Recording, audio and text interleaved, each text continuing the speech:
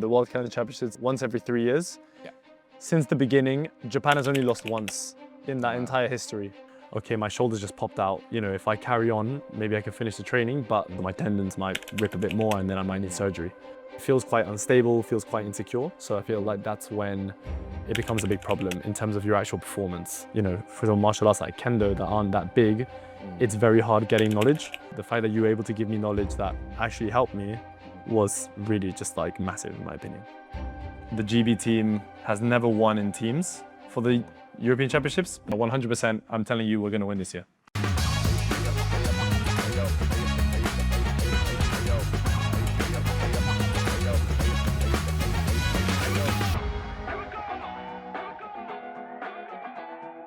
Hi, my name's Nathan and I'm one of the senior physios at LDN Physio, and I'm also the lead clinician of the Sport and Shoulder Clinic, where my aim is to help patients with shoulder pain to train better, perform better, but also reduce the risk of further shoulder pains going down the line. Today I'm going to be meeting Daniel, who is a patient I've been seeing for quite a few months now, and we're going to be having a chat about Kendo and this road to Team GB. Hey, man. Right. So I'm here with Daniel today. I know you quite a bit. Tell us a bit more about yourself. My name is Daniel. I'm fully Mexican. My mom's from Mexico, my dad's from Mexico. I'm 26 years old. I've been doing Kendo since I was around 12 years old, and I've been in the GB squad since I was 15. Represented GB 3 or 4 times in my life. I think when we first met, Kendo it's a sport that I'm not too familiar with. So can you tell me a bit more about what it is and the whole kind of objective of the sport? Kendo is a martial art originating in Japan. Obviously, it's also very big in Korea. Over there, they call it Kumdo. I think the objective of it as a martial art is to better yourself as a human being. So Okay. that's the like objective that the All Japan Federation has given as what a Kendo person, a Kendo player should strive to improve their humanity or themselves as a person. You know, I've been doing it sort of like recreationally, but also more seriously competitive side since I was, like I said, 12. And the whole time I've wanted to get a good result in the European and the World Championships has been my goal since I was quite young. How did you kind of get to that point where you're now able to represent Team GB now? So when I was 15, I first joined the squad, and obviously that was just more of like them trying to introduce me as like a young, like prospect of the team into the squad training. At the time, I think it was you had to be invited. After I joined in, all of my seniors took care of me quite well. I think when I was 17, I first joined as a junior for the GB team. There's a juniors category for the Europeans. Yeah. So that was a first ever experience doing international competition, and quite a good experience for myself. I didn't get a great result, which I think showed me how much I had to work on, how much I had to improve on from then. And then I joined the team again when I was 20 onto the adult team, and then at 22 again. Then COVID happened. That was a big break, and then For those that don't really know Kendo too much, is there any like other similar sports that are like Kendo? Because when I've been watching videos of it, there's maybe some similarity to like fencing, for example, because you're holding like a sword and the main aim is to actually strike your opponent. Is that quite a similar thing in Kendo? So I'd say the main difference between Kendo and fencing is that Kendo, obviously, it's more like a traditional Japanese martial art. So it's not electronically like scored. Yeah. It's all made by judges and like humans. Right. So obviously there can be human error. Like in order to get a point in Kendo, there needs to be certain requirements, which can be like an intent to hit, hitting with the right part of the sword, striking, going through, finishing the cut properly. So there needs to be a whole completedness to get a point, not just you touch them somewhere and then it's just scored as a point. There needs to be like an actual interaction, a build up, and like a completeness to the point, I guess, is what I'd say. There are other similar martial arts, like there's naginata, which is the very long, like I guess in Kendo we use a shinai, which is like a bamboo sword. Okay. And in naginata is like the longer sort of I don't know how you'd call it, like a weapon, which has the same sort of tradition. There's other martial arts that were derived from Kendo as well, or rather Kendo was derived from other martial arts, which root back to the samurai from Japan. So it's all connected in there. And would you say Kendo, is it quite like a quick sport where is it like you have your own goal first, or is it between each other? Anyone can strike at any time? Yeah, so like as a basic, anyone can just strike at any time. You can strike whenever you feel like it. But as you get more into like higher level kendo, you start seeing that there is just a flow to the match. There's a flow where people are like where someone's attacking and someone's on the back foot, and then there's a flow where there's like the opposite. So it's not like it's your turn and now it's my turn. But in a higher level match, you know, if you just go in without thinking, then you're going to get counter-attacked and you can lose a point quite easily through that. So it's a lot more careful and it's a lot more strategic when it gets to a certain point, I would say. And you mentioned that it's it originated in Japan. Have you had the opportunity to go to Japan to train? Yeah, so I'm very lucky to be able to train at some very top level universities, and sometimes I'm able to train with the police when I'm in Japan. So these are like, I would say, the absolute top in the world right now. And I'm very lucky that I'm able to train there and get advice from those kind of people, train in those kind of environments. I'd say that's, without going on too much of a tangent, I'd say that it's one of the good points about being a foreigner who does kendo is that you do get a certain ability to interact with high level players that might come for seminars abroad.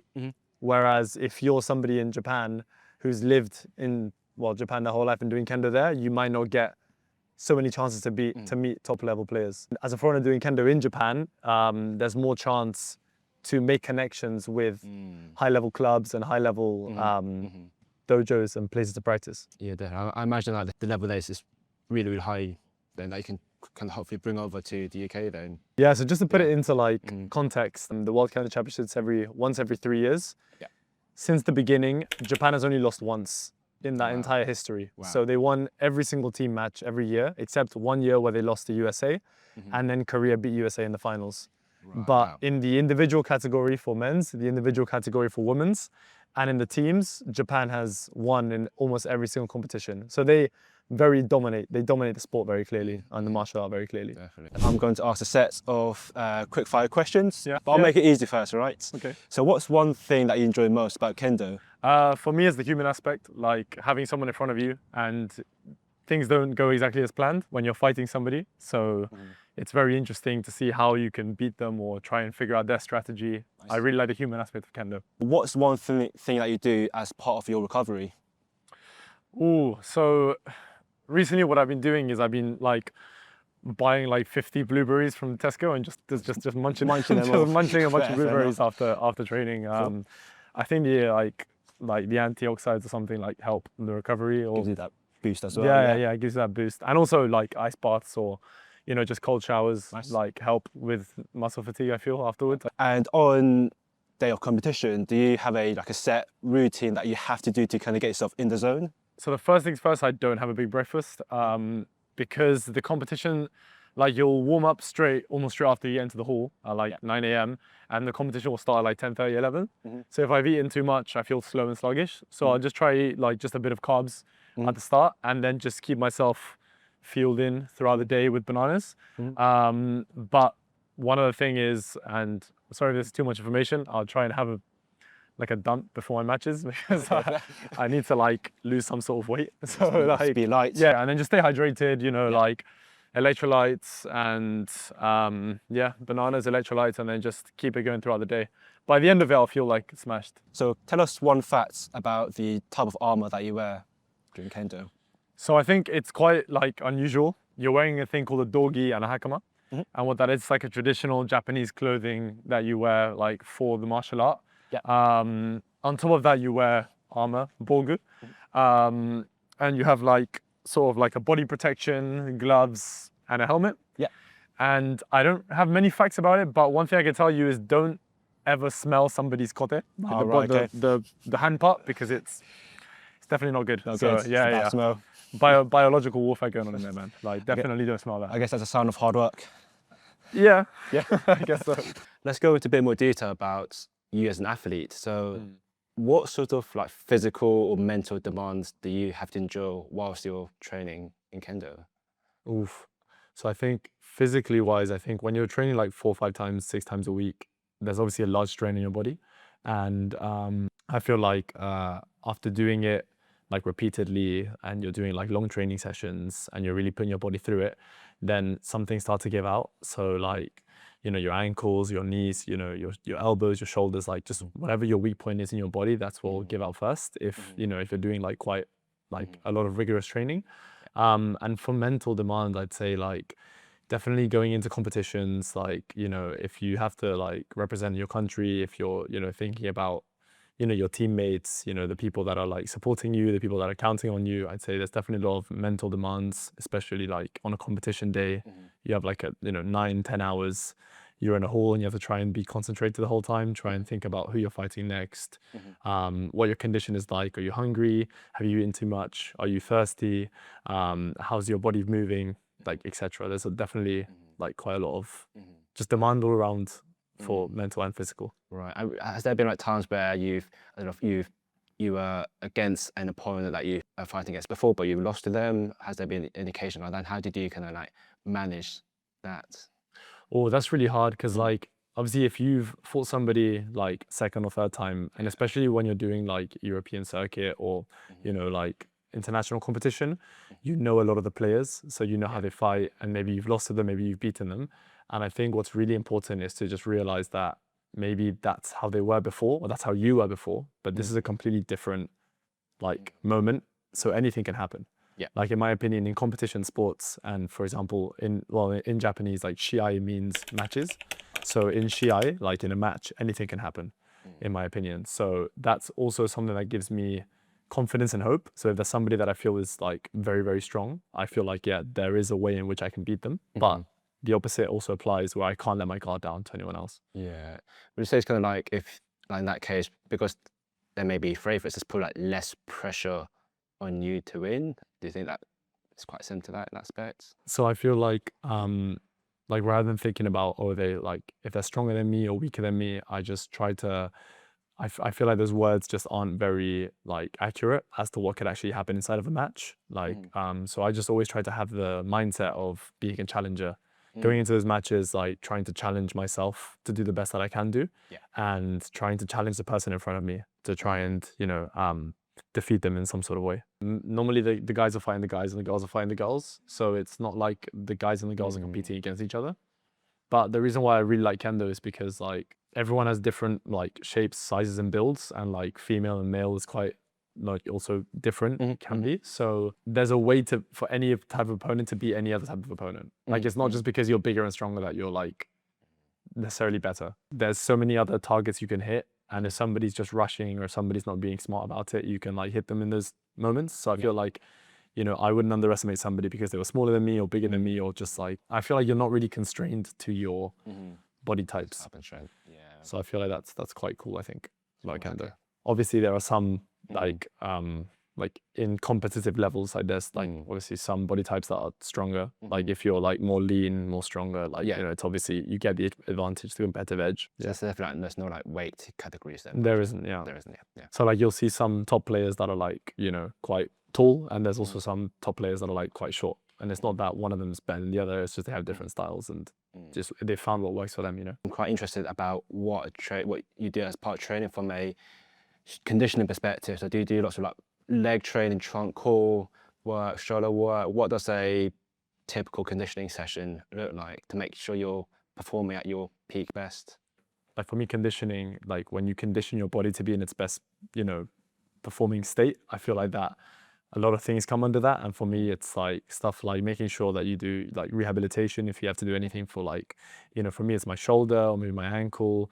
I try to get in stamina work. Like more recently, I've been like trying to cycle a bit more, and then some of my teammates have suggested it as well. Like, because, you know, like as we know, like London prices, especially for tube and bus, it's ridiculous, and they're going up again. My friend was like saying, yeah, well, why should we pay for buses when we can get a leg workout, get a conditioning in, and just cycle everywhere? So I was like, oh, that's a really good idea. So that's like something that I've been trying to do a bit more. Definitely have to do core workout, like footwork as well, you know, like it's just trying to make sure that everything is in a good condition. I think for me, that's what, it's like continuous thing rather than like I have a specific workout for conditioning. Right, right. And imagine like, especially when you mentioned about footwork, so would you say everything has to be quite coordinated to allow you to actually perform quite precise strikes?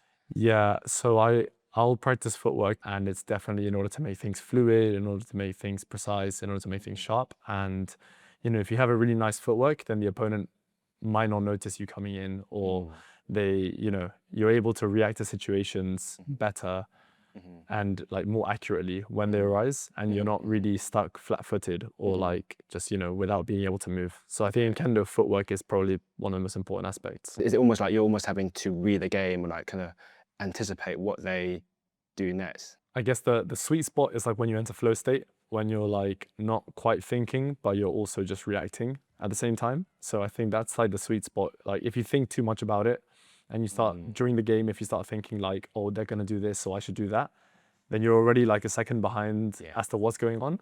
So it's like if I threw a ball at you and then you caught it, you're not like thinking I'm gonna catch a ball now and then you catch it. You just kind of reactively catch it, but you're also thinking, oh look, the ball's coming, right? So it's kind of that sort of reactive, but also there's a thought process behind it. And if you can reach that state, then it's like the optimal, in my opinion, when you're in the mat. You mentioned earlier on when we're outside, sometimes you go to Japan for your training. What is there any differences between like the intensity of your trainings in UK compared to trainings in Japan? Like we've been quite lucky that, the current generation's GB team, all of us are very close. We're all very like similar age. So yeah, like I'd say, I pretty much call them my brothers. And when we're training together, obviously we can ramp up the intensity quite high because we all know that what our common goal is. We want to win European championships. We want to win the world championships. It's like a big challenge. So we all press each other quite hard. It's good. So it's quite good in that way. So when you're asking if it changes when you go to Japan and stuff, I'd say the intensity of the training in Japan, it's not that different because we've taken a lot of things we've learned from Japan and brought it back to our club here. But I would say the level of awareness that the players have in Japan is a lot higher. Right. So as in like the stuff they're thinking about, the way they approach the training, the way that they're thinking about like their techniques, the way they're thinking about the competitions, the way they're doing their practice matches, it's all very like high awareness, very different. And there's also a massive range of like different people in Japan. Whereas maybe in the UK, you're seeing the same 15, 20 faces every single week. Whereas in Japan, maybe you'll have competitions every way more often. You fight a lot of different kind of people. So you naturally get a lot more exposure against different people there. But yeah, that's why I think, in terms of intensity, I wouldn't say it's like crazy in Japan. Obviously it is very, very demanding. Especially with the weather, like when it's summer, it's super hot, super humid, you're like dying. But I'd say the level of awareness and the skill level they have over there is super, super high and very beneficial. Yeah, I guess then that helps you kind of, I suppose hopefully then you can bring some of that back into UK, like you said, right? Just to it's all about kind of increasing the standards all the time. Yeah, that's what we aim to do. Like every time we go there, we'll talk about what we've learned there. We'll try and bring back a practice, an idea, a way of doing things. And we're quite lucky that we have a lot of connections with people that are in Japan currently. So we'll send them training videos, we'll send them like, ideas, thoughts, we'll get a lot of feedback. And we always try to just improve on what we're working on currently. How do you balance that out with like your work life and all that? Do you have struggles like traveling abroad and maybe just finding it? Is it, because it's not as a big sport compared to other sports out there. So what is it like from a funding or organization perspective? Because it's not an Olympic sport, and like you said, it's not that big. So everything is self-funded. There's not really much funding. There's not much money going through the martial art, which is, in my opinion, also a good thing. Because it also keeps the martial art quite clean, quite pure. But at the same time, you have to balance work, you have to balance like, social life, training, conditioning, and it's quite heavy in terms of that on your personal life as well. Especially like when you're going to different competitions or training in Japan and stuff, everything's funded from your own pocket, from your own money. So it's quite definitely like a financial burden. And yeah, I have a lot of respect for like all the other players as well who manage to balance everything together. And I think one of the challenges as well is in Japan and Korea, you have professional kendo players. You have people who play kendo and like maybe policemen, they get paid to do kendo, or in Korea, I think you also get paid to do kendo. And those are the people that are normally in the national teams. So like when you're someone coming from the UK, you're going to a competition and you're fighting somebody that gets paid to do it. You have to try and match them while also not getting that funding, which is quite difficult, I think, but also quite challenging and quite fun.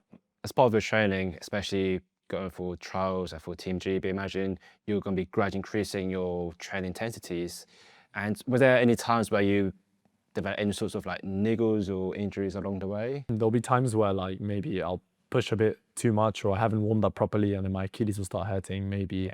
Or like, you know, like an ankle sprain, for example, like you'll be doing a certain movement, your ankle just goes, it sprains, and then you have to like sit out for a bit, like for a few days or a week or two. Those have always been the worst for me, because I feel like whenever something happens and you have to stop training, then that's just a wasted training. So I feel like definitely preventative care is the way forward with those kind of things. In terms of, yeah, like training intensity, like sometimes when I was training, like I'll feel some problem maybe with my shoulder or something, like it's popped out at a certain time. And it's like, again, just the worst kind of feeling, because you feel like, okay, now I need to stop, you know. It goes from being a mental thing to a physical thing. And it's like, I'm not being lazy, it's just that if I carry on going, I'm gonna like mess myself up for the future. And I think especially like from injuries, I think it's quite common for all of us to assume that because it's just a niggle, we just work with it. Yeah. Was there any times where, I don't know, let's say from a shoulder perspective, where you thought, you know what, my shoulder's causing me a lot of grief?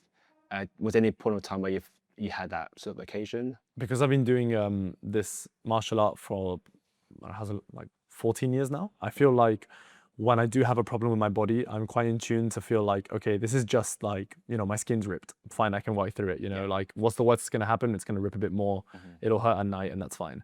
You know, but if it's something like, okay, my shoulder's just popped out, you know, if I carry on, maybe I can finish the training, but if it gets worse, maybe my ligaments or my tendons might rip a bit more, and then I might need surgery.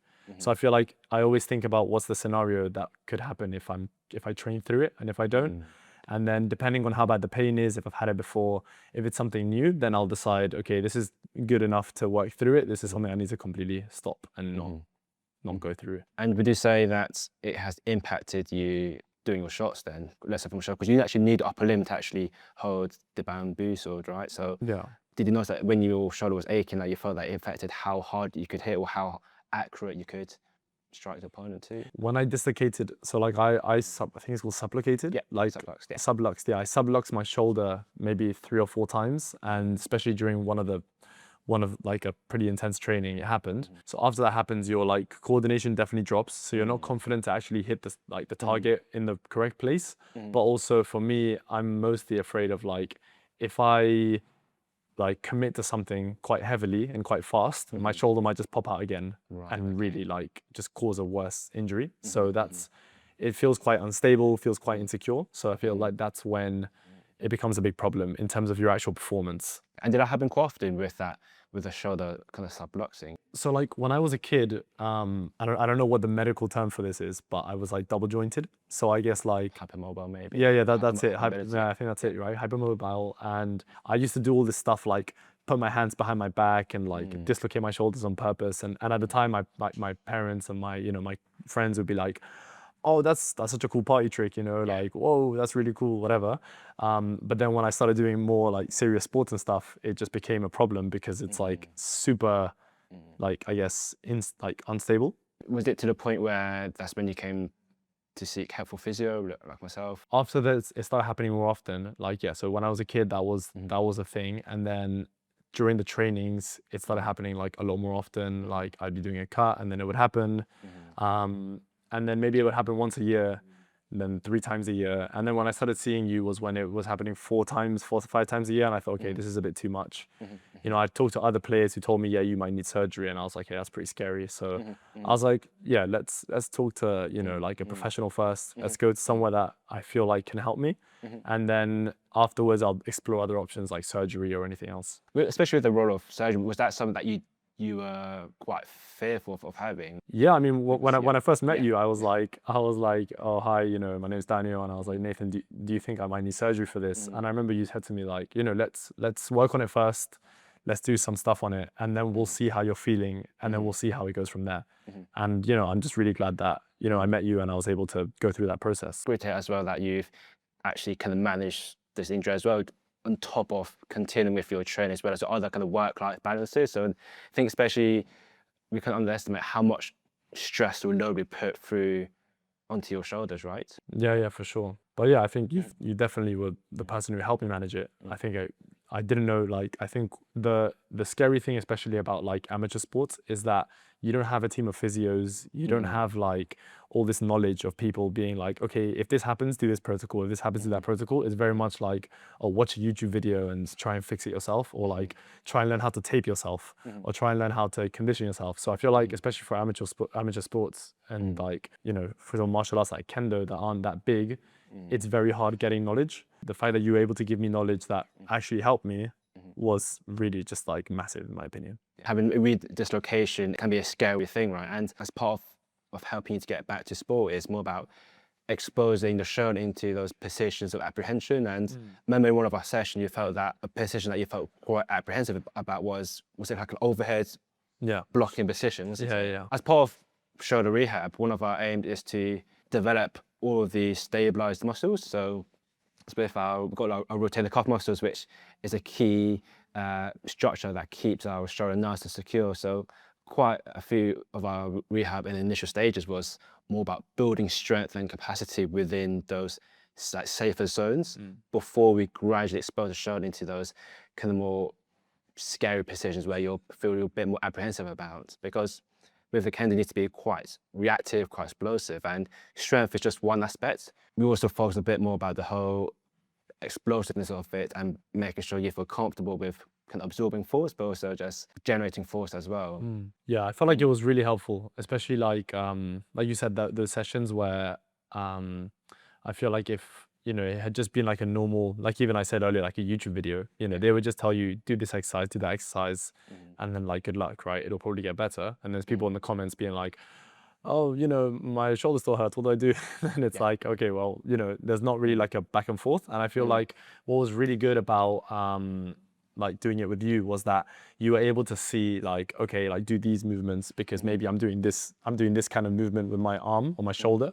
So by putting load into those movements, it's like a very sport specific load that I felt really helped me stabilize inside the actual martial art. From our perspective, like our tissues, they're very adaptable. So they adapt to stresses that we apply to it. It's kind of like what we call like great exposure. The more we expose your tissues into particular positions or movements, the more it can tolerate it as well. So we did quite a lot of that to kind of get you trust in the shoulder again. I definitely feel it. And like when I first started coming to you, I was wearing like a supporter all the time, every single session.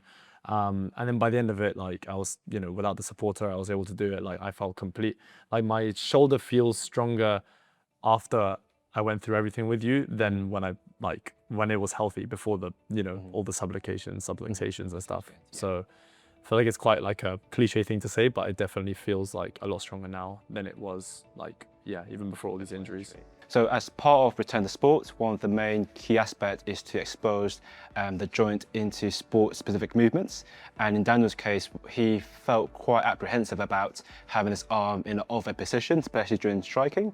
So one exercise that we gave Daniel to help with this, what we call kettlebell halos. Okay, so in this position here, what we can see is that Daniel is having the kettlebell upside down, and we think about getting nice, good rotation across, as if it's mimicking a striking of using his the bamboo stick. Okay, and to make it a bit more specific, we kind of changed it into a bit more of a stance position for which he needs to be in as part of his Kendo matches. Okay, and then we can change a bit more by doing the other direction.